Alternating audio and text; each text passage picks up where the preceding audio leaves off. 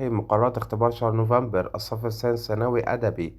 اللغة العربية. نصوص سبيل الرشاد من الهدى النبوي في خطبة الوداع. القراءة. آداب الصداقة. النحو. حالات توكيد الفعل بالنون. الأدب في عصر صدر الإسلام. البلاغة. الجناس والتورية. القصة. الفصول الخامس والسادس إنجليزي يونت 3 ويونت 4 ونوفل شابتر 3. الجغرافيا الوحدة الثانية الدرس الأول. تاريخ الوحدة الأولى الدرس الرابع. الوحدة الثانية الدرس الأول. علم النفس واجتماع. علم النفس الوحدة الثانية دروس 1 و2.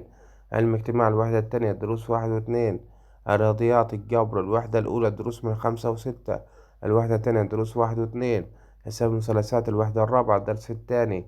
التفاضل الوحدة الثالثة الدرس الثالث. امتحان شهر نوفمبر فيما تم تدريسه حتى نهاية الأسبوع التاسع.